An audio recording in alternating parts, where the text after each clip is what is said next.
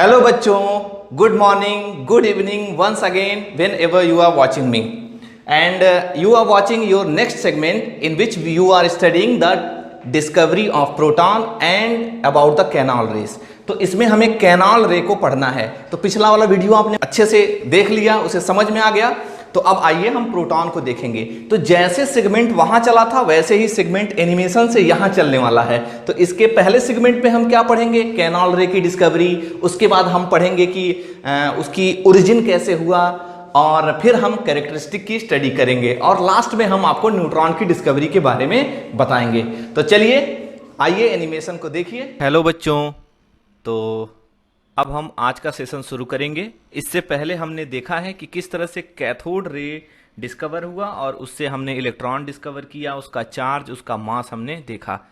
आज का जो सेशन है वो हमारे नए टॉपिक का है, जिसमें हम प्रोटॉन की डिस्कवरी देखेंगे। तो कैथोड रे से इलेक्ट्रॉन को डिस्कवर किया गया, ठीक वैसे ही कैनाल रे से प्रोटॉन को डिस्कवर किया जाएगा। कैनाल रे को एनोड रे भी कहते हैं, ठीक है। ये एनोड से प्रोड्यूस होगा, इसे हम अभी जानेंगे। बस आपको ये ध्यान रखना है कि प्रोटॉन की डिस्कवरी ई गोल्डस्टीन ने की है, ऐसा एनसीईआरटी में लिखा हुआ है। तो इसमें थोड़ा सा इफ एंड बट है। इफ एंड बट ये है कि एनसीईआरटी में तो ई गोल्डस्टीन लिखा गया है, लेकिन कुछ बुक्स ऐसी हैं जो प्रोटॉन की डिस्कवरी का जो ऑनर है वो रदरफोर्ड को देती हैं। तो आपको ये बात अपने जो है अच्छे से इसे समझ लेना है कि अगर कहीं क्वेश्चंस आते हैं इस तरह के, तो आप ई गोल्डस्टीन को ही जो है ज़्यादा सही मानेंगे, क्योंकि ये बात एनसीईआरटी में लिखा गया है। ओके, तो चलिए, जैसे वहाँ पे चीज़ें थी एग्जैक्ट वैसे चीज़ें यहाँ भी होंगी, बस केवल और मॉडिफिकेशंस जो हैं उसके थोड़े से उल्टा कर दिया जाएगा। तो आइए देख, वही डिसोसिएशन ट्यूब, इसके ढेर सारे नाम थे। आई थिंक, मुझे नहीं लगता कि इसमें कोई प्रॉब्लम है आपको। यही ट्यूब है, इसी में डिस्कवर किया गया था। अब ये कई शेप में आता है। देखिए, ये 3 शेप हैं, ऊपर वाला ये नीचे के जो 2 शेप हैं, ये देखिए। अब हम देखेंगे कि उस पिछले वाले एक्सपेरिमेंट में कैथोड यहाँ पर लिया गया था, तो यहाँ पर हम एनोड लेंगे। सिचुएशंस थोड़ी सी अपोजिट उल्टा कर देंगे। तो वहाँ पे नेगेटिव था, तो ये पॉजिटिवली चार्ज है। और फिर जो है हम पॉजिटिव टर्मिनल से जोड़ देंगे। लेफ्ट में हमने एनोड ले लिया, तो ऑब्वियसली राइट में क्या होगा, हम यहाँ कैथोड ले लेंगे।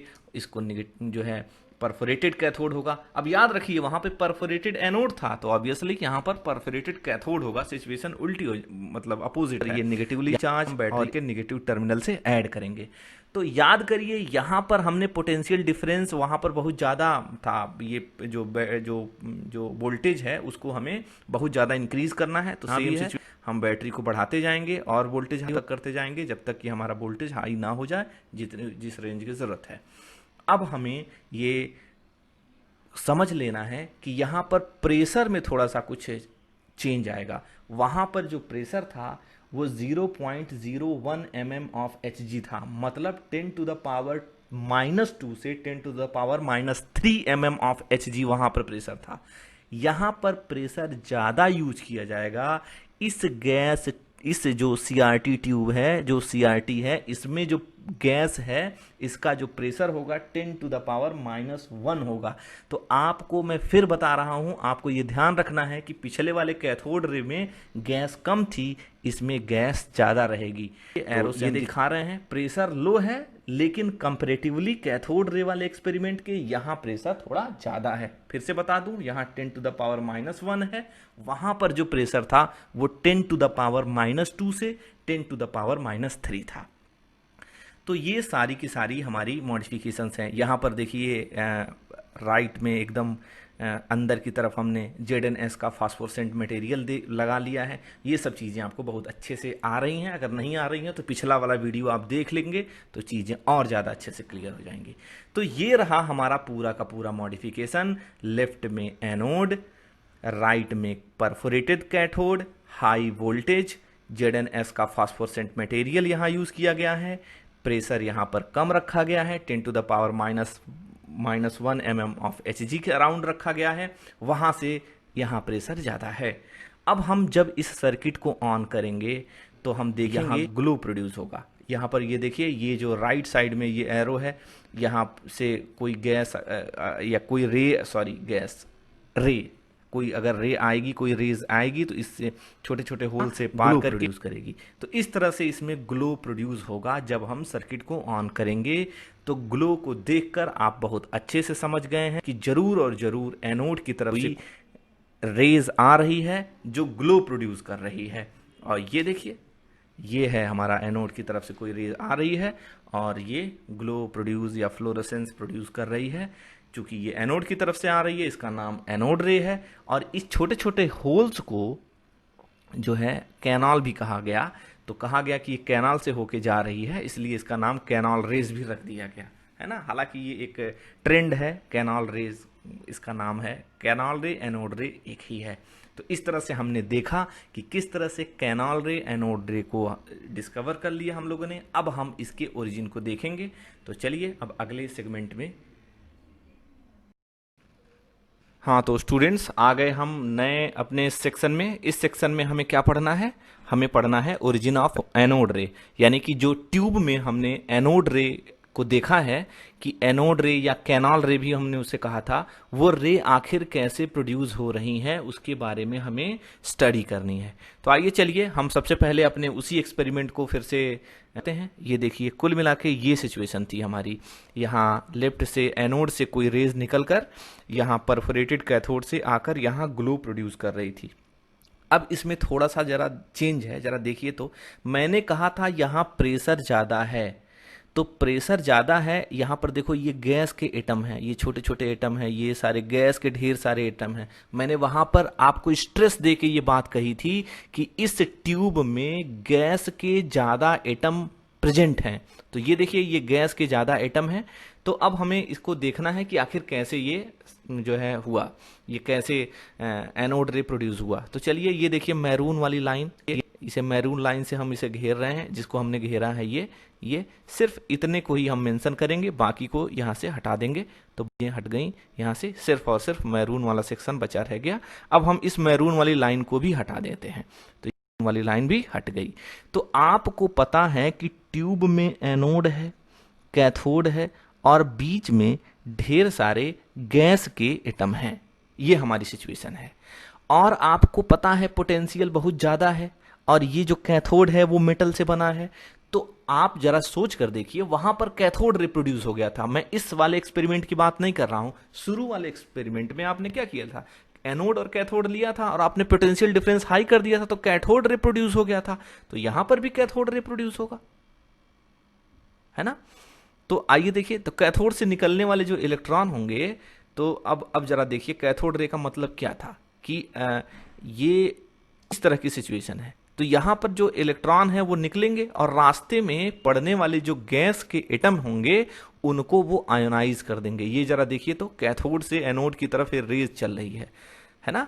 याद रखना है, कैथोड से एनोड की तरफ रेज चल रही है, अभी एनोड रे नहीं प्रोड्यूस हुई। अब जरा तुम सोच कर देखो, जिस गैस से इलेक्ट्रॉन निकल जा रहे हैं वो कैसे हो जा रहे हैं। एनोड रे अगर प्रोड्यूस हो भी रही है तो क्या हमने एनोड को जो है कैथोड रे को जो है समझने के लिए क्या हमने यहाँ पर कोई फास्फोरेसेंट मटेरियल लगा रखा है? नहीं ना। तो हमें एनोड रे जो है, सॉरी कैथोड रे से कोई लेना देना नहीं। हमें कैथोड रे से कुछ लेना देना नहीं है, हमें एनोड रे को पढ़ना है। तो अब हमें ये जानना है कि कैथोड रे ने रास्ते में पड़ी जो गैस हैं उनसे टकरा के कोलाइड करके उनके इलेक्ट्रॉन्स को निकलवा दिया है। तो इसलिए उसके ऊपर कौन सा चार्ज आ गया है? ये देखिए, ये सब के सब गैस से कोलाइड होकर सारे के सारे जो गैस हैं, ये देखिए सब ये इसी गैस के प्लस चार्ज को यहाँ बगल में दिखाया गया है, ये सब प्लस चार्ज के आयन हो गए हैं। तो जितने इलेक्ट्रॉन निकले हैं वो एनोड की तरफ जाने लगेंगे कैथोड रे बनकर, यानी इस एक्सपेरिमेंट में कैथोड रे भी प्रोड्यूस होगा, ठीक है। और जो ये पॉजिटिव आयन है, जो गैसियस आयन है, ये जो गैसियस जितने भी गैस के आयन हैं जिसमें से इलेक्ट्रॉन निकले हैं, सब पे प्लस प्लस चार्ज हो गया है। तो ये पॉजिटिवली गैस के आयन किसकी तरफ चलने लगेंगे? कैथोड की तरफ चलने से। ये देखिए किस तरह से जो है ये कैथोड की तरफ जाने लगेंगे। पॉजिटिव आयन किधर ये जो है कैथोड रे एनोड की तरफ जाने लगेगा, पॉजिटिव आयन किधर जाने लगेंगे? कैथोड की तरफ। तो कहेंगे हम कैथोड की तरफ आने वाले जो ये आयन हैं ये गैसियस आयन हैं, और जो यहाँ पर आकर फॉस्फोरेसेंट प्रोड्यूस कर रहे थे। और हमको एक नई बात भी पता चली कि एनोड रे की डिस्कवरी में कैथोड रे भी प्रोड्यूस होगा, दोनों रे प्रोड्यूस होंगी। हालांकि इसमें कैथोड भी प्रोड्यूस होगा और एनोड भी प्रोड्यूस होगा, तो हम कैथोड रे को मेंशन नहीं करेंगे, हम सिर्फ और सिर्फ एनोड रे को, ये जो आयन है पॉजिटिव आयन जो आ रहे हैं हम लोग सिर्फ इसी को मेंशन करेंगे। तो ये रहा हमारा कैथोड एनोड रे। कैनाल रे, हम कहेंगे कैनाल रे कुछ और नहीं है बल्कि ये गैसियस आयन है। ये कोई पॉजिटिव एनोड की तरफ से कोई नहीं आ रहे हैं, बल्कि रास्ते में जो पड़ने वाले गैस हैं उसी को कैथोड रे ने आयनाइज कर दिया है और वही एनोड रे बन करके कैथोड की तरफ जा रहे हैं। तो ये रहा हमारा एनोड रे का ओरिजिन। एनोड रे कैसे बनता है? कह दो गैसियस आयन से बनता है। अब हम इस एनोड रे की कैरेक्टरिस्टिक की स्टडी अगले सेगमेंट में करेंगे। हेलो स्टूडेंट्स, तो अब हम अपने थर्ड सेक्शन और लास्ट सेक्शन में आ गए हैं। यहाँ पर हम एनोड रे की कैरेक्टरिस्टिक को देखेंगे। तो आपको सबसे पहले ये अपने जो है ब्रेन में फीड कर लेना है कि जैसे कैथोड रे था, एनोड रे की भी प्रॉपर्टी या तो वैसी ही होगी या तो उसके जस्ट अपोजिट होगी। तो आइए देखिए, पहला करेक्ट आपने वहाँ पर देखा था कि कैथोड रे स्ट्रेट लाइन में ट्रेवल करता था। यहाँ आप देखेंगे कि जो एनोड रे है वो स्ट्रेट लाइन में ट्रेवल कर रहा है। ये देखिए किस तरह से ये ट्रेवल कर रहा है। आपने जो एक्सपेरिमेंट वहाँ लिखा, जो परफॉर्म किया था, वही एक्सपेरिमेंट यहाँ भी करना है। हम यहाँ पर ले लेंगे इस तरह से, थोड़ा सा मॉडिफिकेशन कर देंगे। ये हमारा ट्यूब है। अब हम इस परफोरेटेड कैथोड को ड्रैग करके यहाँ ला देंगे, ठीक इस तरह से। ये देखिए ये आ गया यहाँ पर। अब हम यहाँ पर एक ओपेक ऑब्जेक्ट रखते हैं, जैसे वहाँ था राइट साइड में, तो इसका शैडो रहेगा। इससे साबित होगा कि ये स्ट्रेट लाइन में ट्रेवल करता है। कैरेक्टरिस्टिक हमारा है these raise deviate in magnetic field. तो वहाँ पर जैसे हम लोगों ने ये प्लेट ले लिया था, यहाँ पर भी हम यहाँ नेगेटिव और पॉजिटिव प्लेट ले लेंगे। तो जैसे वहाँ पर आपने देखा था कि जो कैथोड रे थी पॉजिटिव की तरफ जो बेंड हो गई थी, टर्न हो गई थी, लेकिन यहाँ पर हम देखेंगे कि इलेक्ट्रिक फील्ड ज्यों ही अप्लाई होगा तो ये किधर टर्न हो जाएगा? नेगेटिव की तरफ। इससे ये साबित होगा कि इसके ऊपर पॉजिटिव चार्ज होता है। तो बच्चों, अब हम आएंगे अगले अपने कैरेक्टरिस्टिक, थर्ड कैरेक्टरिस्टिक। वहाँ पर चार्ज आपको याद है किस तरह से पॉजिटिव नेगेटिव में 1.6 × 10⁻⁻19 था। चार्ज वही है लेकिन साइन अपोजिट है। तो हम कहेंगे कि जैसे वहाँ पे चार्ज था, एग्जैक्टली उतना ही चार्ज, उतने ही मैग्नीट्यूड का चार्ज यहाँ पर भी होता है, लेकिन opposite, equal and opposite charge, and that is 1.6 × 10⁻⁻19 coulomb. या तो यह 1 के में होगा, या तो इंटू 2 होगा, या तो इंटू 3 होगा।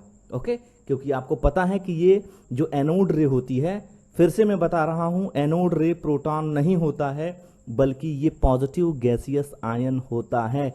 It seems to be just like coming from the outside, sorry anode side, कि ये एनोड साइड से आता हुआ लगता है, लेकिन ये एनोड पर नहीं प्रोड्यूस होता है, ये गैसियस आयन होता है। तो आई थिंक बच्चों ये क्लियर है।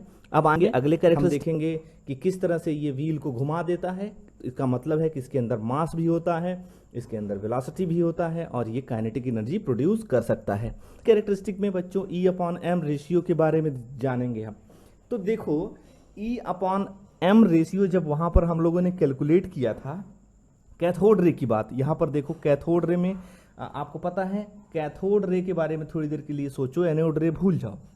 तो वहाँ पर ये जो E है, यानी कि जो चार्ज है, वो किसका चार्ज होगा? इलेक्ट्रॉन का। और मास वहाँ पर किसका होगा? इलेक्ट्रॉन का। लेकिन एनोड रे में अगर हम E/m कैलकुलेट करेंगे तो ये बताओ कि क्या ये E तो प्रोटॉन का चार्ज होगा, लेकिन क्या ये मास प्रोटॉन का होगा? जब मैं बार बार आपसे बता रहा हूं कि, और आपने अच्छे से समझ भी लिया है कि ये गैसियस एटम है, तो ये जो मास है वो गैस पे डिपेंड करेगा। यानी कि E/m ratio will not constant, ये कांस्टेंट नहीं होगा, गैस पे डिपेंड करेगा। लेकिन अगर हम E/m को कांस्टेंट करना चाहते हैं तो हमें सबसे लाइटेस्ट गैस हाइड्रोजन लेना पड़ेगा। तो इसी में देखो ये सब पॉइंट है कि देखो पहले तो ये जान लेना है कि E upon M ratio gas पे डिपेंड करेगा। गैस बदलेंगे तो ये देखो E तो भले ना बदले लेकिन मास तो चेंज हो जाएगा। लेकिन अगर हम गैस में हाइड्रोजन लेंगे यानी कि सबसे लाइटेस्ट गैस लेंगे तो E अपॉन M की वैल्यू आएगी 9.58 इंटू 10⁻7 कूलाम kg इनवर्स। वहां पर E अपॉन M की वैल्यू निगेटिव थी, यहां पर E अपॉन M की वैल्यू पॉजिटिव है, क्योंकि E का चार्ज भी पॉजिटिव है, M भी पॉजिटिव है, इसलिए ये वैल्यू भी पॉजिटिव है। तो इसी E अपॉन M जो रेशियो है ये याद रखना है। ये जो E अपॉन M रेशियो है ये हाइड्रोजन का है, और हाइड्रोजन के केस में E अपॉन M का जो रेशियो है वो ये दिया हुआ है। आएंगे तो हम E अपॉन M से हम चाहें तो प्रोटॉन का कैलकुलेशन कर सकते हैं। अब जरा सोचने वाली बात है कि आपने लिया हाइड्रोजन और कैलकुलेशन करेंगे प्रोटॉन का, ये कैसे होगा? तो फिलहाल तो अभी थोड़ी देर के लिए आप ये जान लीजिए कि ये होता कैसे है। तो यहां पर प्रोटॉन का चार्ज लिख देंगे, E अपॉन M की वैल्यू लिख देंगे, तो ये प्रोटॉन बन जाएगा। तो आइए हम देखते हैं कि कैसे हाइड्रोजन प्रोटॉन होता है। तो आइए देखिए, यहाँ आपको बहुत अच्छे से पता है हाइड्रोजन में एक ही प्रोटॉन और एक ही न्यूट्रॉन एक ही प्रोटॉन और एक ही इलेक्ट्रॉन होता है, इसमें कोई न्यूट्रॉन नहीं होता। तो अब ये बताइए, आपको मालूम है कि कैथोड रे जब इस इलेक्ट्रॉन को निकाल देगी, ये कैसे निकाल दिया? ये देखिए, अगर हाइड्रोजन से एक इलेक्ट्रॉन निकल जाएगा तो तुम ही सोचो क्या बचेगा? सिर्फ और सिर्फ प्रोटॉन बचेगा। इसलिए अगर हम ट्यूब में हाइड्रोजन गैस लेते हैं तो जो E अपॉन M का रेशियो होगा वो प्रोटॉन के लिए होगा। Okay, I think it's very clear. अगले में तो हम वहां पर कहते थे कि E अपॉन M का रेशियो और बाकी जो कैरेक्टरिस्टिक होती है वहां का मतलब कैथोड रे में वो मेटल पर और गैस पे डिपेंड नहीं करता था। तो यहां पर मेटल बदलने से या गैस बदलने से हम देखेंगे कि E अपॉन M की वैल्यू भी चेंज हो जाएगी। हाइड्रोजन के लिए कुछ और आएगा, किसी और गैस के लिए कुछ और आएगा, लेकिन ये बात अलग है कि हाइड्रोजन के लिए हम करेंगे तो प्रोटॉन का मास निकलेगा। तो इस तरह से हम ये कह सकते हैं कि यहाँ पर ये रेड में thus we can concluded that the particles of anode ray are not the basic constituent of all atoms। तो ये रही हमारी सेवेंथ कैरेक्टरिस्टिक में हम देखेंगे कि एनोड भी आयनाइजेशन प्रोड्यूस करता है। रास्ते में अगर कोई गैस होगी तो वो उसे आयनाइज। अगला है एनोड रे कैन प्रोड्यूस ZnS। आपको बहुत अच्छे से पता है किस तरह से ये ZnS पे फ्लोरोसेंस प्रोड्यूस है। उसके लिए आपने ये एनिमेशन पहले भी देख लिया है, एक बार फिर से देख लीजिए, मुझे नहीं लगता कि इसमें कोई प्रॉब्लम है। ये देखिए ये प्रोटॉन, इसे हम प्रोटॉन नहीं कह सकते, हाइड्रोजन के केस में ये प्रोटॉन है, ये यहाँ पर जाकर फ्लोरेसेंस प्रोड्यूस कर रहा है। ये वेरी क्लियर। अब आएंगे, अगला है एनोड रे कैन प्रोड्यूस एक्सरे। इसे थोड़ा सा ध्यान देना पड़ेगा कि इसको बहुत ध्यान से सुनना। देखो, एनोड रे जनरली एक्सरे प्रोड्यूस नहीं कर सकता, ध्यान से सुनना। कैथोड रे तो चूंकि कैथोड रे एक्सेलरेटेड इलेक्ट्रॉन होता है, इलेक्ट्रॉन बहुत ही लाइट होता है, तो उसको हम बड़े आसानी से एक्सेलरेट करके हम कहीं कोलाइड करके एक्सरे प्रोड्यूस करवा सकते हैं। लेकिन जो प्रोटॉन होता है वो इलेक्ट्रॉन के कंपैरिजन में 1837 टाइम्स हैवियर देन इलेक्ट्रॉन। मतलब कि फिर से सुन लो, proton is 1837 times heavier than electron, यानी कि प्रोटॉन 1837 टाइम्स हैवियर होता है। तो प्रोटॉन को एक्सेलरेट करवाना इतना आसान नहीं होता है, लेकिन फिर भी मॉडर्न कुछ रिसर्च हैं जिनमें ये बात कही गई है कि ये एक्सरे प्रोड्यूस करता है, तो इसलिए मैंने ये बात कह दी है। तो अगर आपको कहीं लिखना है तो आप कहेंगे कि जनरली ये एक्सरे प्रोड्यूस नहीं करता है, लेकिन अगर हम प्रोटॉन को एक्सेलरेट करा दें तो ये एक्सरे प्रोड्यूस कर सकता है। इसके लिए कुछ मॉडर्न थेसिस हैं, रिसर्च हैं, जिनको मैं नीचे डिस्क्रिप्शन में दे देता हूं। अगर आपको ज़्यादा एक्सप्लेनेशन चाहिए तो आप उसे पढ़ लेंगे। ओके, तो फिर से सुन लीजिए, जनरली एनोड रे एक्सरे प्रोड्यूस नहीं करता है, लेकिन इधर की कुछ रिसर्च हैं जिनमें ये लिखा गया है कि ये एक्सरे प्रोड्यूस करता है। तो हम इसे डिफरेंस में रखेंगे, कहेंगे cathode ray generally x ray produce करता है, जैसा कि आप पढ़ सकते हैं, पढ़ चुके हैं, लेकिन इसमें हम कहेंगे कि एनोड रे जनरली एक्सरे नहीं प्रोड्यूस करता है ना। स्पेशल केस में प्रोड्यूस करता है। अगला है एनोड रे can penetrate thin metallic foil. इसकी पेनिट्रेटिंग पावर कम होती है, बहुत ही कम होती है, लेकिन इसमें भी पेनिट्रेशन है। अगला है जो है यहाँ पर इसको फिर से एक्सप्लेन कर देते हैं। ये देखिए आपका कैथोड है, परफोरेटेड कैथोड है, ये थिन फॉयल है, तो इसे पार करके यहाँ पर ये फ्लोरोसेंस प्रोड्यूस कर देगा। तो आएंगे अगला और लास्ट हमारा जो कैरेक्टरिस्टिक है, जिस तरह से कैथोड रे फोटोग्राफिक प्लेट को इफेक्ट करता है, वैसे ही एनोड भी फोटोग्राफिक प्लेट को इफेक्ट करता है। इस तरह से हमने अपना एनोड रे वाला सेक्शन कंप्लीट कर लिया है। Thank you very much.